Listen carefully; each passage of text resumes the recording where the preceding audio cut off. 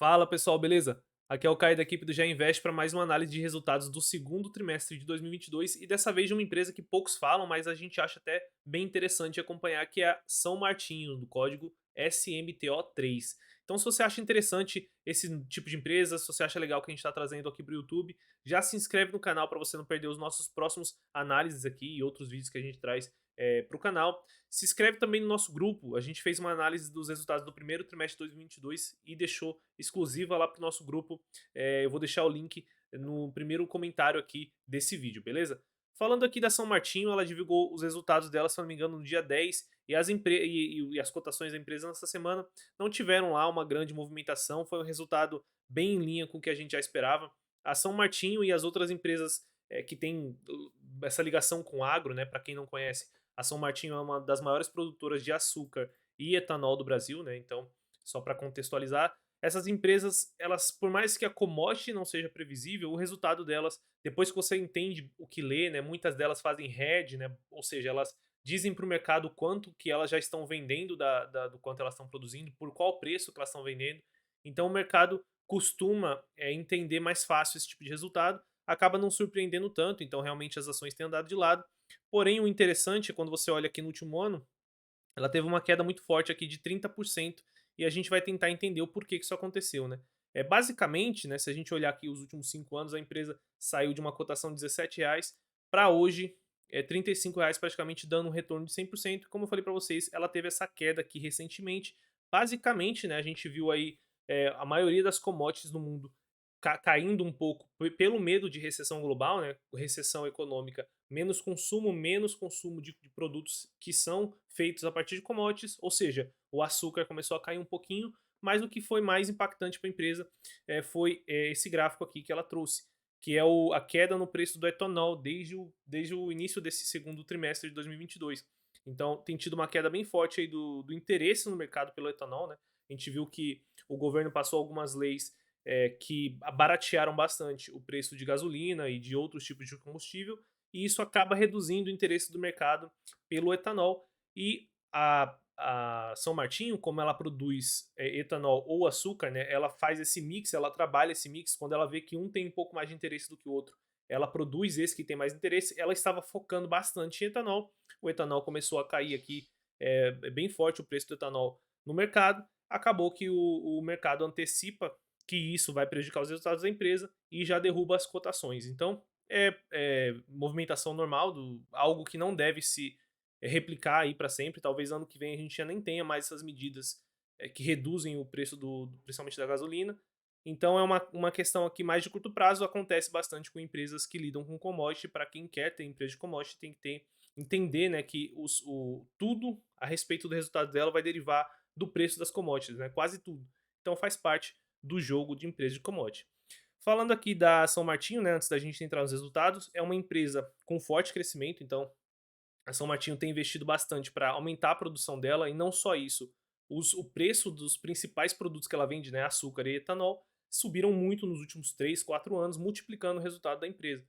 Então não só ela ficou mais eficiente, mais produtiva, mas o produto que ela vende também ajudou ela a ter um bom crescimento. É uma das empresas que mais cresceu aí em questão de resultados nos últimos 5 anos.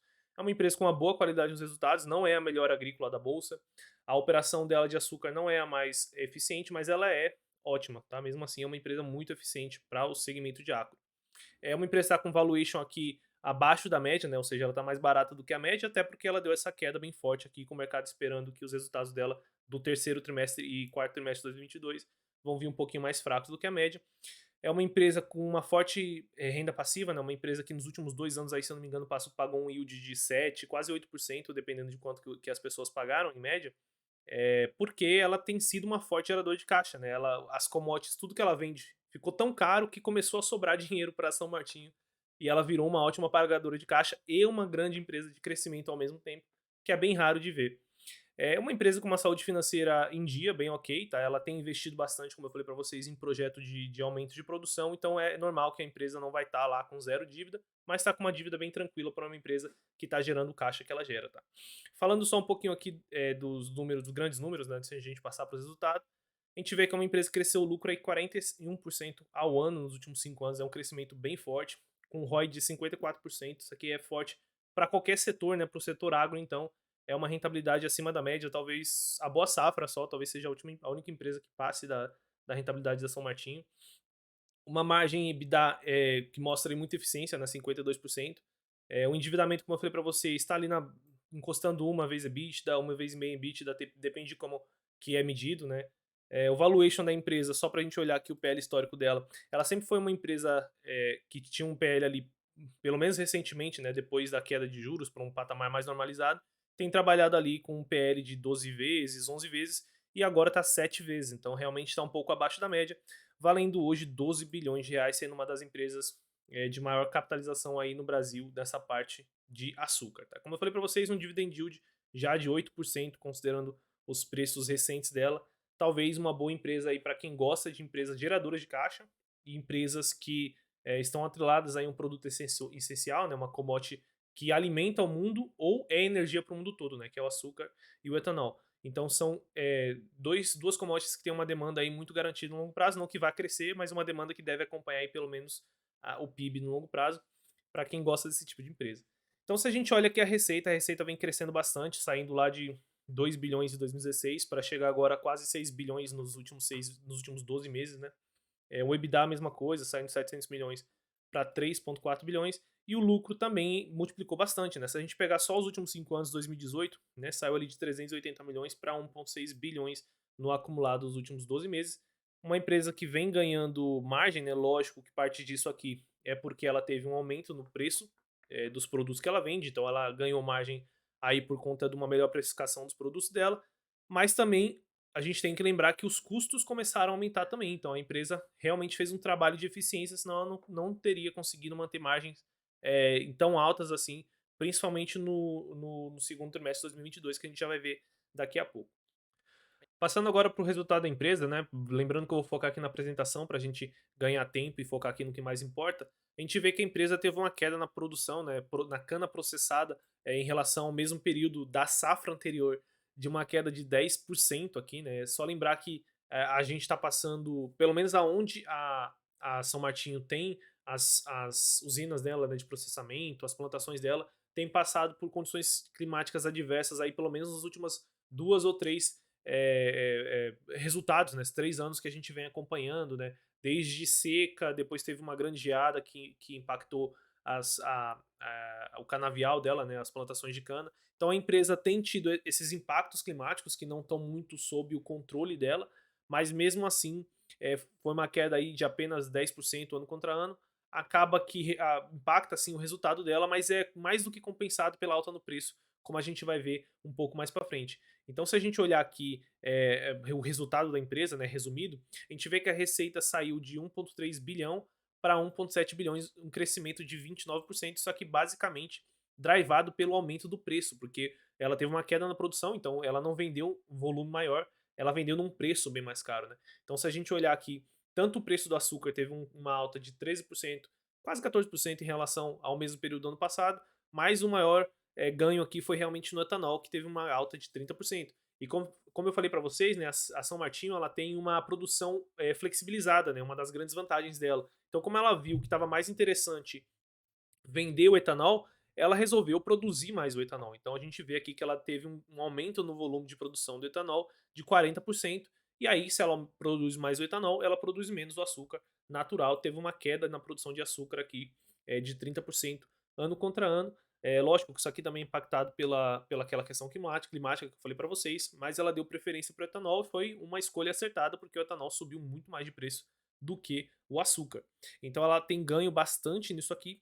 Porém, como eu falei para vocês, o etanol se está mais caro é porque provavelmente os outros combustíveis estão mais caros ainda, né? Se tem mais gente querendo etanol, é porque a gasolina talvez está mais cara ainda, né? Diesel. E é um dos maiores custos da São Martinho, né? Como a gente vê aqui, ó, que diesel é um dos maiores custos dela, né? De fabricação. A gente tem também fertilizantes que subiram bastante, né? Todo mundo acompanhou aí a alta no preço de fertilizantes, ou aquele medo causado por toda a situação na Ucrânia e na Rússia, que são um dos maiores produtores de fertilizante no mundo.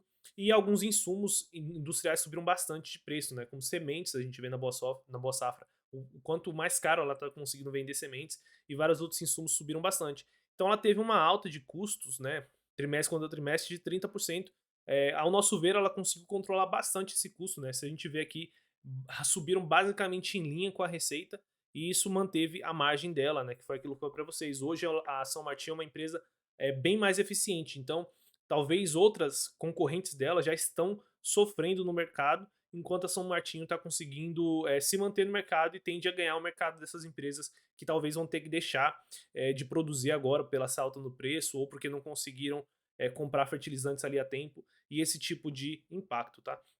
Então a gente vê aqui que a empresa teve um lucro líquido de 221 milhões, um crescimento de 16% ano contra ano.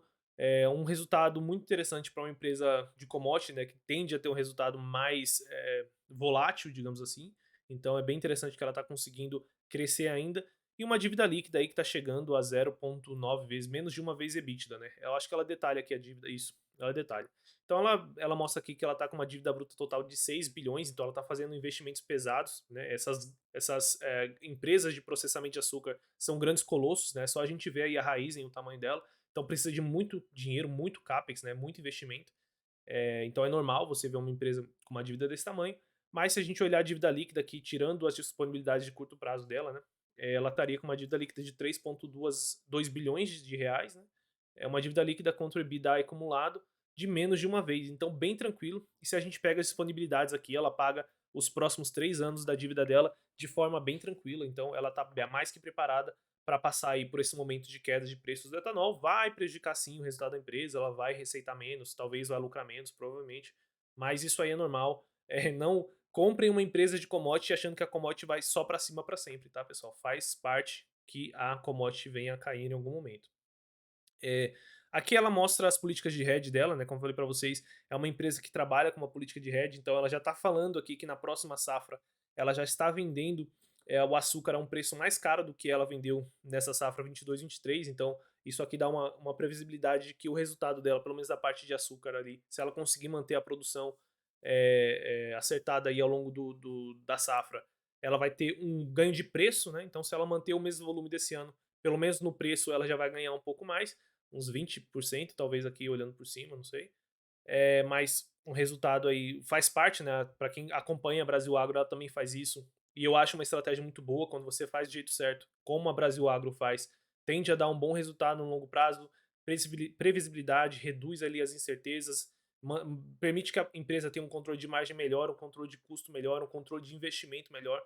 Então a política, se feita do jeito certo, tende a melhorar o resultado no longo prazo.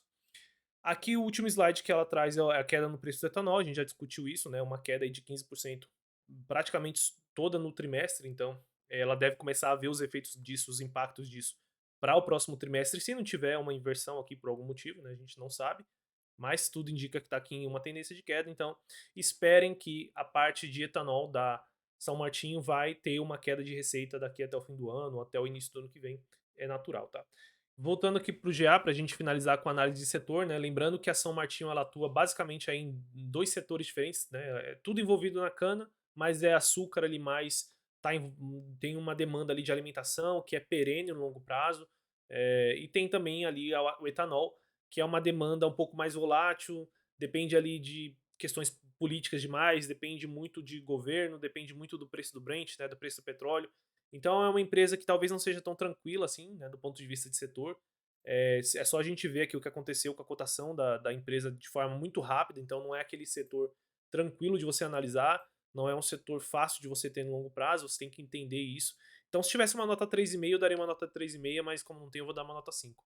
Governança eu vou dar uma nota 4, a gente consegue até ver aqui alguns dados de governança, né?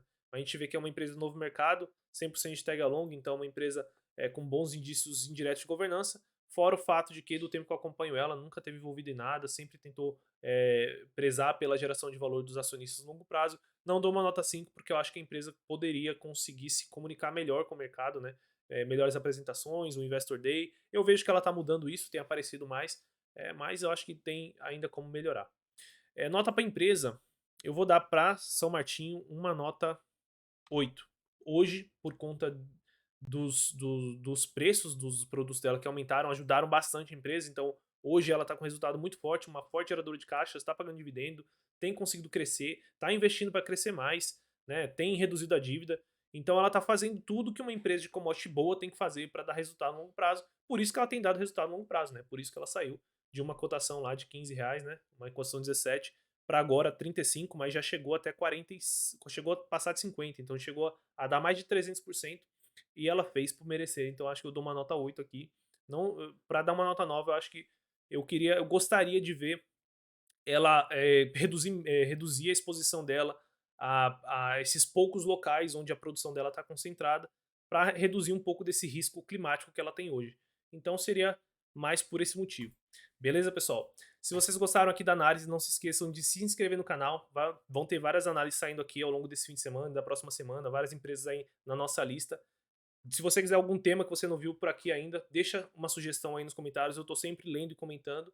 Por hoje é só, bons investimentos e até o próximo vídeo.